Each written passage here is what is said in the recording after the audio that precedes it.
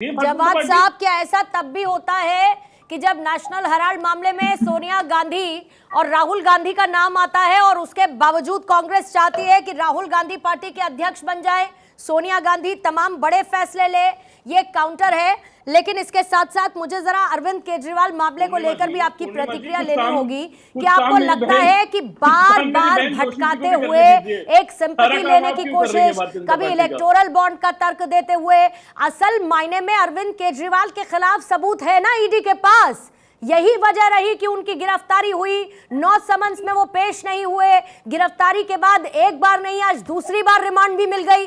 कुछ तो होगा ना ईडी के पास, जादू की छड़ी तो घुमाई नहीं होगी ईडी के अधिकारियों ने अदालत के अंदर।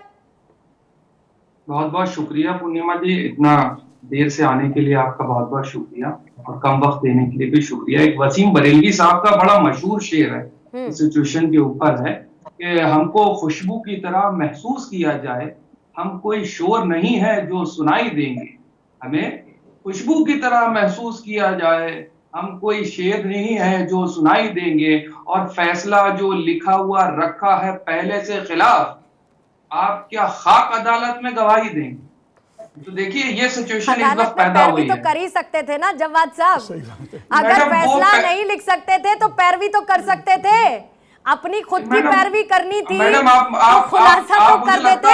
आप इतना बढ़िया थोड़ा सा मौका दिया करिए सुनने का। अभी इफ्तार का समय होने वाला है जवाद साहब, और इफ्तार के समय से ठीक पहले एकदम सटीक बात करेंगे आप, इस बात की उम्मीद रखती हूँ मैं। नहीं, मैं तो सटीक करता हूं। जब आपने कहा अभी ईशान से आप पूछ रही थी कि कोर्ट के ऊपर भी सवाल उठा दिया, कोर्ट के ऊपर भी सवाल उठा दिया, तो भाई साहब इसी देश के अंदर इतिहास में पहली बार हुआ कि सुप्रीम कोर्ट के 4 सिटिंग जज बाहर निकल करके आके कहते हैं कि सब कुछ ठीक नहीं चल रहा।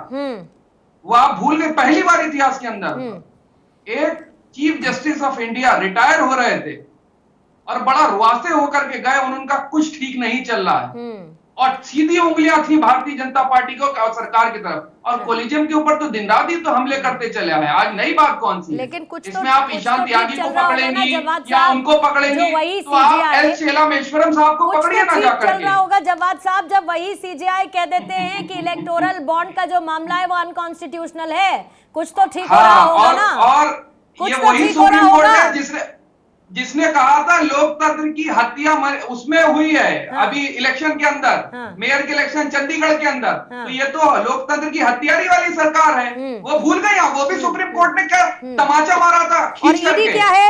ईडी क्या है? दोनों हाथ से थप्पड़ पड़े थे, वो भूल गए। ईडी क्या है जवाद साहब? सुप्रीम कोर्ट का सेलेक्टिव नैरेटिव याद रहेगा।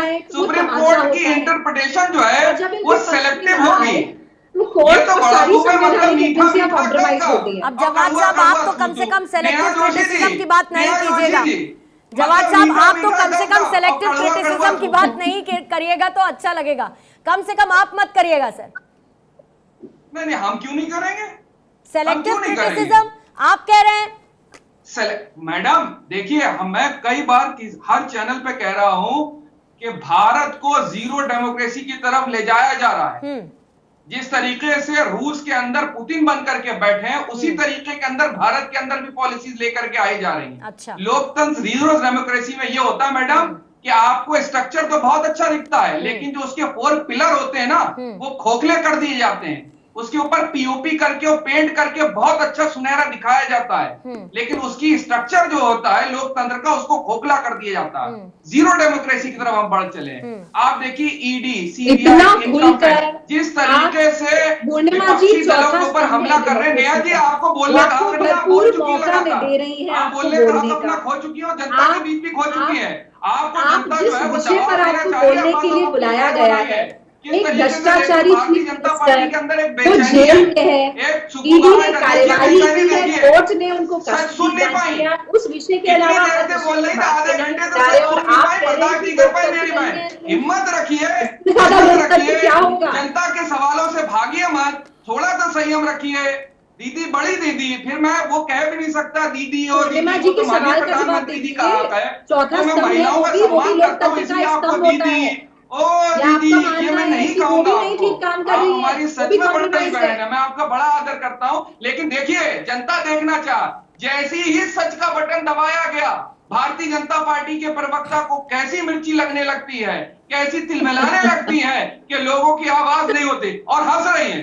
भ्रष्टाचारियों के साथ संबंध बनाने वाली भारतीय जनता पार्टी की सरकार, आप जम्मू कश्मीर में महबूबा मुफ्ती के साथ सरकार बना लेती हैं जो आतंकवादियों का सपोर्ट करती है। आपकी नैतिकता तय करेंगे देश के सामने। अरे आपने तो जितने भ्रष्टाचारी और भ्रष्टाचार करने वाले थे उन सबको भाजपा का द्वार दिखा रखा है। मैं तो अब तो आपको पसंद आ रही है भ्रष्टाचार का एक ही द्वार भारतीय जनता पार्टी के साथ नहीं है तो आप कितने बार बोलेंगे? ठीक है, आपको बोलने का ठीक है जवाब साहब, आ रही हूँ आपके पास, आ रही हूँ। बीजेपी को आप भारत से बीजेपी का कोसिए जितना आप कोसना चाहते हैं, लेकिन बेहतर होता कि इस पॉलिटिकल गठबंधन को लेकर आप इशारे कहीं और भी साथ साथ करते कि पॉलिटिकल माइलेज के लिए, पॉलिटिकल फायदे के लिए कितने गठबंधन हुए और कितने चुनाव के बाद वो गठबंधन टूट गए, जोड़ियां नहीं बनी, जोड़ियां चली नहीं, तो उसको लेकर इतना सीरियस होने की जरूरत नहीं है। गठबंधन होते हैं, गठबंधन टूटते हैं, ये पॉलिटिक्स में कोई पहली बार या आखिरी बार नहीं हो रहा है।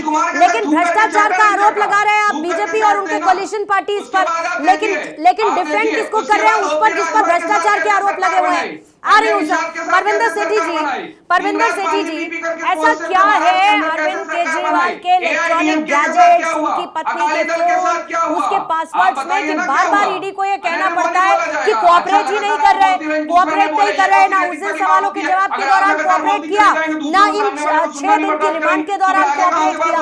कोऑपरेट करेंगे तो ठीक है ना, क्या दिक्कत है? ईडी अपनी कार्रवाई कर रही है। जवाब साहब, सवाल मैंने परविंदर सेठी जी से पूछा है। ठीक है जवाब साहब, रुकिएगा। जवाब साहब, ब्रेक की जरूरत है। जवाब साहब, एक ब्रेक की जरूरत है अभी।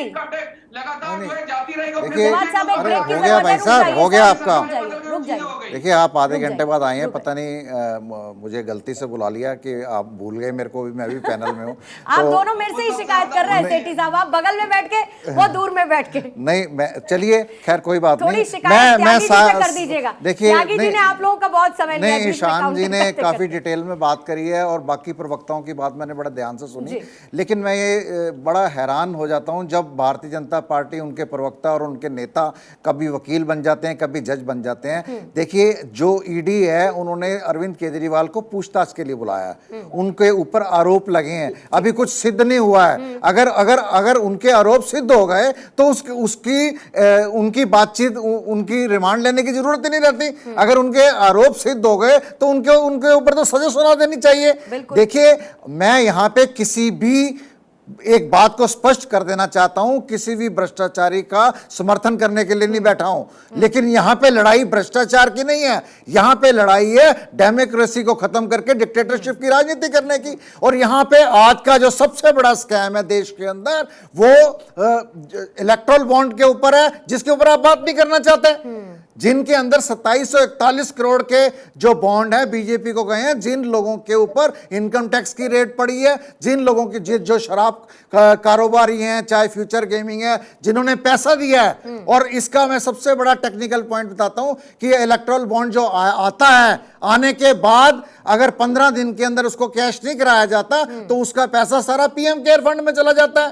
ये एक और बड़ा स्कैम है, क्योंकि पीएम केयर फंड है ही नहीं, क्योंकि पीएम केयर फंड जो है, देखिए अगर कोई पीएम केयर फंड होगा तो वो पीएम केयर फंड ट्रांसफर होगा अगले प्रधानमंत्री के पास, लेकिन यहां पे ट्रस्ट बना दी गई है और ये आरटीआई के दायरे में भी नहीं आता। ये भी एक बड़ा स्कैम है कि इस पैसे का क्या करा जा रहा है और इस देश के लोगों के पैसे को आप कहां यूज कर रहे हो, आप किस राजनीति में यूज कर रहे हो। लोगों को देखिए, ये चुनाव का समय है, आप अपना रिपोर्ट कार्ड लेकर जाइए। अगर देश के 5 स्टेटों में चुनाव होते हैं तो आपको वहां के जो विधायक हैं उन पर विश्वास नहीं, आप अपने 21 सांसद उतार देते हो। जब सांसद का चुनाव होता है, जब वो अपना रिपोर्ट कार्ड लेके जाना चाहता है तो आप अपने दिल्ली के 6 सांसद के टिकट काट देते हो, जो आप कहते हो कि बहुत बड़े नेता हैं, उनको स्टार प्रचारक बना दिया जाता है।